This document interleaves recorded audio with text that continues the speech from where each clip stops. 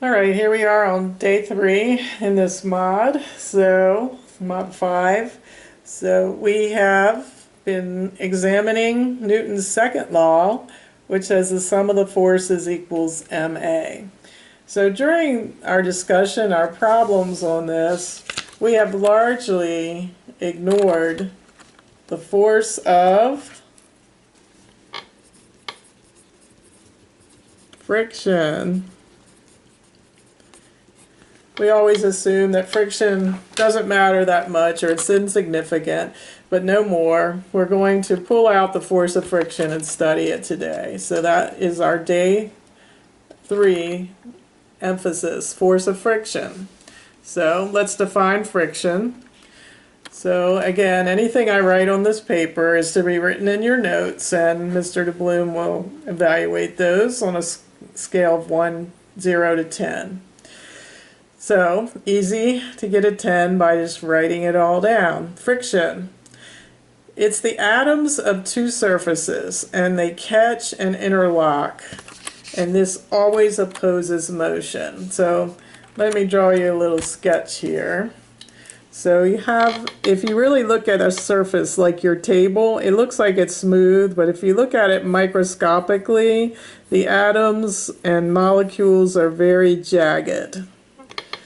And say your book, say that's the surface of your table and your book, even though it looks like it's smooth to our eye, and if you look at the surface microscopically, it is also got all these bumps and jagged edges and so forth.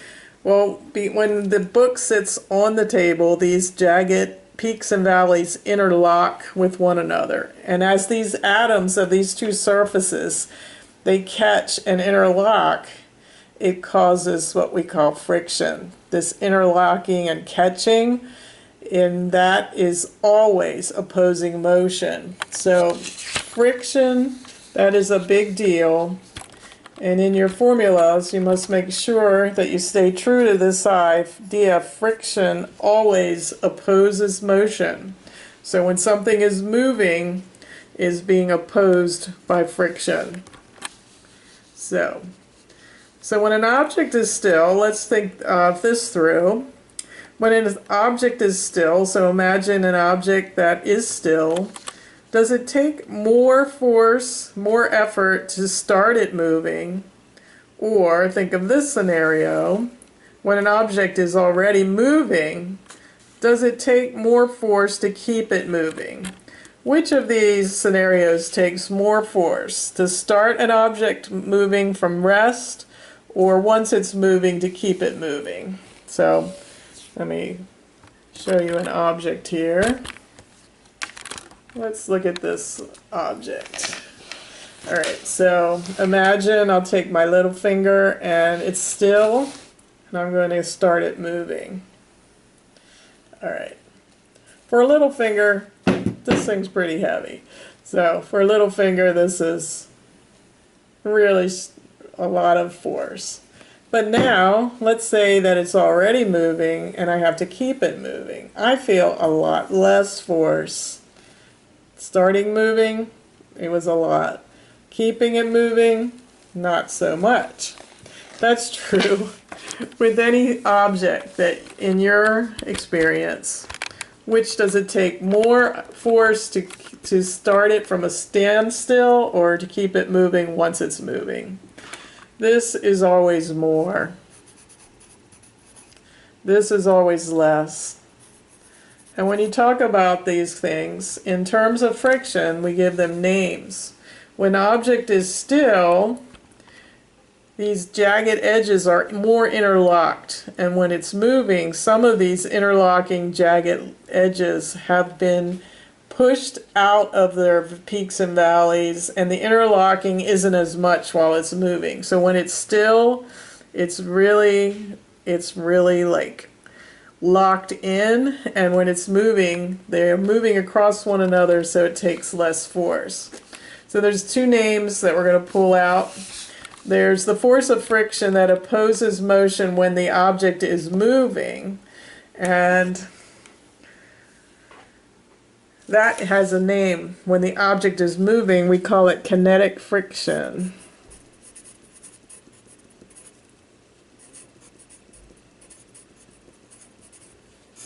So again, that's the force of friction that opposes motion when the object is moving.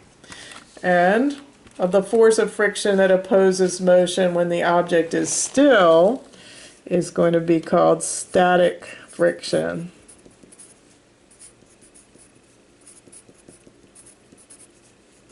All right, so these two words will also be used in what we're calling the coefficient of kinetic friction and the coefficient of static friction. And let me describe that. So it turns out, suppose we have some objects and they are on a surface. Say we have a box. So the box is made out of cardboard. So cardboard on a rug will have one type of pull. So if I push the cardboard on the rug this way, I will have a different feel than if I push the cardboard on a tile, or if I push the cardboard on a piece of wood. So all three of these forces that I apply, because they are on different surfaces, there's different amounts of interlocking. So therefore, each surface on another surface will have its own number. So somebody went out and took every surface in the world and compared it to every other surface in the world and came up with a number. And these numbers are called kinetic coefficients and static coefficients. So every surface has its own coefficient of static friction, and so I'll say coefficient of static friction,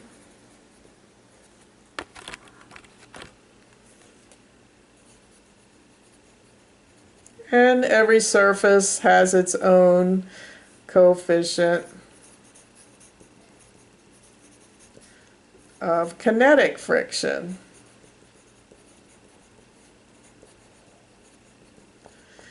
So when it's static, that means the objects are still, and what will it take to start the object moving? This one, the object's already moving. What will it take to keep it moving? So we have these coefficients, and they have symbols. So the coefficient of static friction it's the Greek letter mu, which is sort of a fancy m sub s is coefficient of static friction, and mu sub k. If you look in your book, I can't draw my mu's so much. I often do it really quick and call it m sub s, like this, m sub s and m sub k. That's really not correct. It's really the Greek letter mu. Mu sub s and mu sub k. I'll usually say ms and mk. So when we talk about those, they have no unit. Mk and ms have no unit. Mu sub k and mu sub s. So box on a rug has its own mu sub s and its own mu sub k. So someone will have to give you those numbers or enough information to calculate those numbers. There is no unit, so they are often less than 1. So say if ms, we'll make this up, say this cardboard on rug has an ms of 0.62, and mu sub k, the coefficient of kinetic friction, that's how much it has to do with the push it takes once it's already moving. It should always be less than the push it takes when it's still or static. So say it's 0.49. And mu sub k should be less than mu sub s in every case. So someone will come up with these coefficients, surface upon surface, for any combination of surfaces. All right. All right, let's see if we can find a formula and do some problems to make these things more clear. All right, so here we are. Let's do the formulas for friction. That's what we're studying on this on this day, day 3, mod 5. So let's do the formulas for the force of friction. I'm going to call the force of friction F sub F, capital F, lowercase f, force of friction, often the symbol used. The force of friction, the formula is if the object is starting from rest, the force of friction is mu sub s, that's the coefficient of static friction, times force normal. Remember force normal? That's when the guy was standing on the platform, his weight down was negative mg, and if he wasn't crashing through the floor, force normal opposed his weight exactly the same in the other direction. So when we're standing on a flat surface, which we won't always be in this course, but when we are, this is calculated as mg. So we can just recall that. And then if the object is already moving and we are interested in keeping it moving, then the formula differs from this one in that we don't use mu sub s, we use mu sub k. Force of friction is mu sub k times force normal, which again is calculated mg. Alright, so let's look at our first problem, and we're going to add some force vectors. So here we have a log on the ground. So someone calculated log on ground, and the coefficient for static friction for a log on the ground is 0.74. And the coefficient of kinetic friction, understandably lower, is 0.45. This log has a mass of 300 kilograms. And we are going to find the force of friction the truck must overcome to start the log moving. So before I do that, I'm going to add some force vectors. So this log has the weight downward, so I'll call that minus mg. It's not crashing through the ground, so it must have force normal upward exactly equal to the weight downward, so that's also positive mg. And then we have the force of the truck, so going that way, force of the truck. And always opposing the motion is force of friction. So when we add forces, it's called a force diagram. And since this one cancels out this one, and we're not seeing any upward or downward motion, I'm going to leave those out of the picture. And I'm going to do the sum of the forces equals ma. But there's the only forces that I'm interested. Actually, I'm not going to do the sum of the forces is ma. Because we're not talking about acceleration in this one. All we want is the force of friction. So it's not sum of the forces equals ma. It's just going to use our new formulas for friction. Since it's starting from still, we're trying to get it moving, we're going to use this formula. Force of friction equals mu sub s, force normal. And recall force normal, mg. Alright, so we're just asked to find this. So ms is given, 0.74, m is the mass of the log, 300, and g is the gravitational constant, 9.8. So multiplying those three, and you have the force of friction that must be overcome. What will the units be? Because friction is a force, it's going to be similar to weight and other forces that we've seen. It's either newtons or pounds. So since we're working in kilograms, it must be newtons. So the force of friction is 2100 newtons. Let's try another one. We'll probably do 3 in total, and that should get you ready for your work for the rest of the class. Alright, let's make a force diagram out of this. We have a man pushing a box. Find the force the man must exert to keep the box accelerating 0.30 meters per second squared. So to create a force diagram, the force of the man is this way. The force of friction always opposes motion, so the force of friction is this way. And the weight downward, mg, negative mg, and force normal upward, force normal being positive mg. Again, when I do my sum of the forces, I'm not going to include these, they encounter each other, so I'm interested in these two forces. So we're going to do the sum of the forces. This time acceleration has come out to play, so we have sum of the forces equals ma. Let's turn it over here. Alright, sum of the forces is ma. Sum of the forces equals ma. So from our diagram, if we're looking at the horizontal forces and ignoring these two, so looking at these two, how many forces are there? 2. So we're going to have the force of the man minus the force of friction. I'm saying that this force is in the positive direction, just by my own definition, and the force of friction is in the negative direction. So I'm going to define to the left negative and to the right positive. So therefore, the force of the man showed up in my equation as positive, and the force of friction showed up as negative. There are only two forces. The sum of those two forces, a positive and a negative force, are here on the left. Equals mass times acceleration. Alright, the question asked us to find the force of the man, and so I'm going to circle it. That's what I'm looking for. So I should have a number for everything else. Force of friction, we learned the equation today. This time it is moving, so we're going to use mu sub k, force normal. Remember force normal, mg equals ma. Do we have a number for everything except this? Let's see, force of the man, we were given mk, mu sub k as 0.35.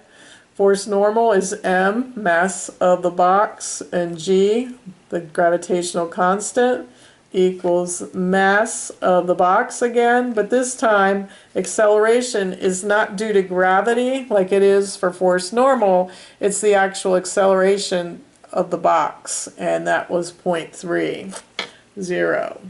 So to solve that, I calculate this product. Because it is subtracted from the force of the man, I'll add it to this side. So I'll take this product and add it to this product, and I will have the answer. It is 560 newtons. Alright, let's see how this one works out, and you should be all ready for your own work. Let's say we have a toy car that you wind up, and it's 2.2 kilograms, and the force it exerted once it's wound up is 15 newtons. The velocity, once it has started, will be a constant 2.1 meters per second. And this time we have to calculate the coefficient of kinetic friction, mk. So, ignoring force normal and weight, I know that the force of the mechanism is going to give a 15 Newton force, so that's going to be that direction, and force of friction will oppose the motion. So when I do the sum of the forces, I have two forces. Sum of the forces, I'll have two forces. One will be negative in the left and one positive to the right. So I put the force of the mechanism, force m, minus force of friction equals ma. Improving on that, force of the mechanism is 15, it was given, minus force of friction, since it's moving, we have mk force normal. When it's on a flat surface, it's mg equals the mass, 2.2, given. And look at the acceleration. If velocity is constant, acceleration is 0. So that will zero out everything on the right. So putting in the rest of the numbers that I know, I'm looking for mk this time, so I'm not expecting to know that yet. And then m, the mass, and g, the acceleration due to gravity, 9.8. So I multiply, no, I move the 15 over here where it becomes negative and divide by this product. When I do that, I get MK equals 0.68. No units. All right, I think you're set to follow this method in your own work today. So, carry on.